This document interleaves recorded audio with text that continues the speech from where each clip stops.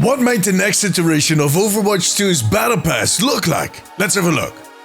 So, last week I did a video on how Season 18 is going to be a banger, according to Aaron Keller, the game director for Overwatch 2. And in that video I outlined some ideas on what he might be hinting at, especially since both Season 15 and 16 were pretty big in their own way. First they added perks in Season 15, and then in Season 16 they dropped Stadium, which basically took the community by storm. How do you top 2 seasons like that? Well, check the video I did to hear some of my suggestions. I'll leave a link below. For this video, however, I want to pick one of those ideas and zoom in a little bit. What if they release Battle Pass 2.0 during Season 18? What would that look like? Now, first let me make something very clear. This is not a video on whether a Battle Pass is a valid system for Overwatch 2 or not. I think it is a very good question, but I'm not touching that question today. For this video, I'm going to assume that the Battle Pass, and more specifically the Premium Battle Pass, is still a pillar of the whole monetization model. That being said, however, there is definitely a lot of room for improvements. When they introduced that whole Battle Pass system back at the launch of Overwatch 2, it didn't really hit all of our expectations.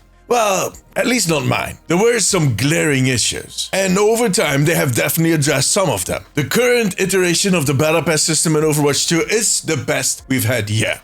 That doesn't mean it is good. And look, they know that. At the last BlizzCon they did, that was back in 2023, Walter Kong, the general manager for Overwatch, the big boss, actually mentioned that they had plans for the Battle Pass in Overwatch. At that point, it was kind of unclear how big their plans were going to be. And actually, until this day, I'm still not sure if they were simply referring to them removing the heroes from the Battle Pass and the whole kind of Mythic Prism system, or that they had bigger plans, but that other issues took priority. Whatever is the case, I think it's about time to take all of the learnings and to rethink what a Battle Pass for Overwatch 2 should look like.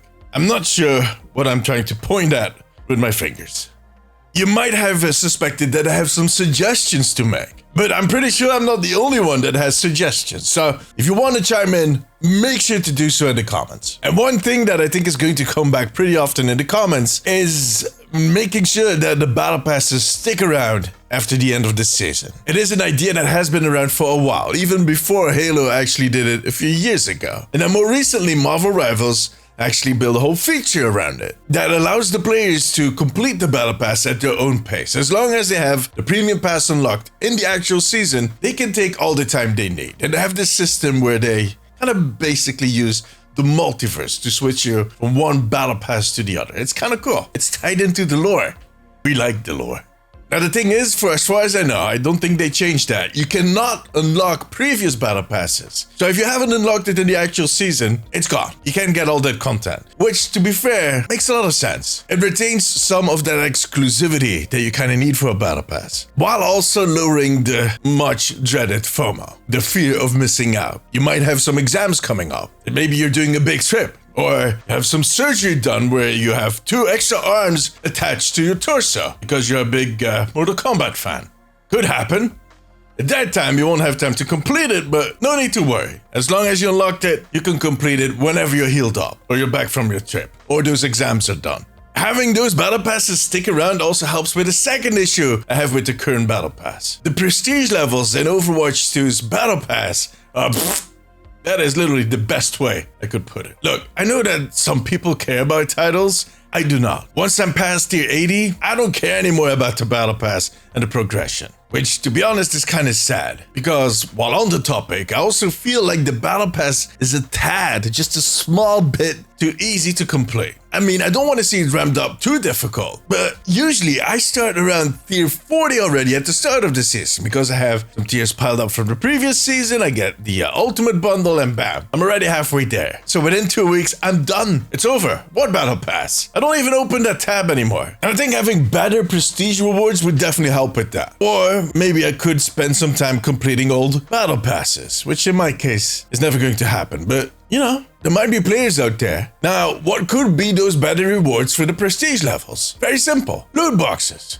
I can't believe that I'm saying that out loud though. But some people have told me repeatedly that they miss that old progression where you got a loot box for every level, which is not going to happen. But you could give them a loot box like every few prestige levels and make it increasingly more difficult to get the next one, but don't cap it. That way you're actually rewarding the people that play your game the most without making it too easy to just start grinding loot boxes. Now, another way to make sure that people come back more often to your battle pass screen is by making it less linear and less automatic. Currently, you don't even have to look at your battle pass. You'll just stack up tiers. It will just evolve by itself. And yeah, the only reason you need to go and have a look is to basically claim your rewards, which feels extremely unnecessary. It's more of a nuisance than it is a feature. And it's not that I mind having to interact to get my rewards. I actually would like to interact more, but just opening the page and getting everything and then leaving the page, yeah, that's not it. I want something more to do. Maybe give me a choice. Again, Marvel Rivals does something similar, but in my opinion, it is still very linear. You need to unlock everything in one page before you can move to the next page, and it don't give you full freedom in which order you start unlocking things. I'm imagining it more looking like some type of talent tree. Deep Rock Galactic actually does something similar, but that is actually for the cosmetics. I think they separated the whole progression battle pass and the cosmetic progression in two different tabs, two different tools. But people seem to like it. It would actually allow them to work in certain branches that they could team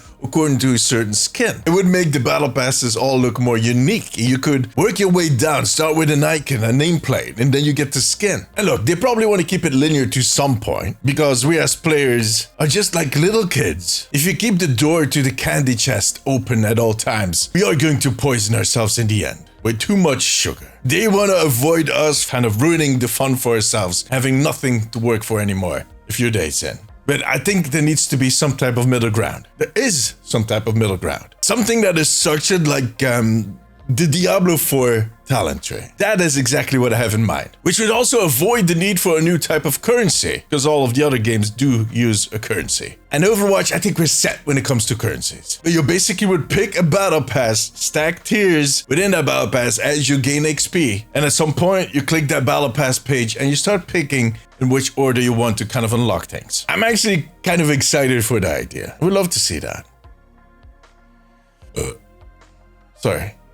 But while we're talking about the rewards, can we please remove some of the clutter? I think you all know what I'm talking about. Souvenirs. I hate them. And while we're on it, I'm not a big fan of voice lines being in the battle pass either. I mean, I don't mind voice lines. They're awesome, but I don't see them as battle pass rewards. I can deal with name cards, icons, weapon charms, skins of course, maybe even some signatures at some point. And of course, the currencies. We need those. But that's about it. And if I can suggest something crazy, something that is going to be hugely unpopular and that might get me yelled at, but how about some recolors? Hear me out. Again, imagine that Diablo 3 model I was talking about earlier. You worked your way down. You unlocked a legendary skin. As soon as you unlock it, you get 3 color options. And you get to unlock one of them for free. That is going to be your skin that you have unlocked. The other 2 will be available, but that is going to be in the shop. Like I said, not everybody is going to like that, but that would allow us to kind of personalize our battle pass experience ourselves. Not only would we have a choice in what order we unlock stuff, but we actually get a little more choice in what we actually unlock. Because sometimes you see a skin that you like, but the colors are not your thing. And on top of that, it would also give some extra value to the concept of a recolor. Yeah, I know. Like I said, a controversial idea. So yeah, okay, let me close down the list with something we can all get behind. Work on some ways to make the free path a little more exciting. I get it, the game needs to make money. It is a business. And the shop, especially the collabs, bring in part of that money. And having people pay for a premium battle pass remains an important part of their whole model. So like I said at the start of the video, I would be very surprised if that was going anywhere anytime soon. But the gap between the premium track and the free track, it is still a little big. They worked on it, but on top of that, I think with the quality of skins and especially the more expressive skins that we're seeing, the incentive to pay for a premium pass is going to be there nonetheless. So I think we can give free players a little more freedom. Give them a little more choice in what they get on that free track. Let them earn some extra tiers by just putting in a lot of time. That way you reward the people that play your game the most and that might not have the money to spend to buy the battle pass. These are difficult times for a lot of people. But yeah, I know. Those suggestions are a little vague. Like I said earlier, if you have any ideas, let me know in the comments. Blizzard might be reading them, and who knows? For now, however, I'm going to eat my fruit. So that was it. If you like this video, give it a thumbs up. It always helps me out. I also want to thank my patrons and YouTube members. You too can become a member over on patreon.com/theomnicpost and right here on YouTube to unlock exclusive rewards. If you have a few minutes left, maybe check out one of my other videos. But above all, take care of yourself, take care of each other. Bye bye.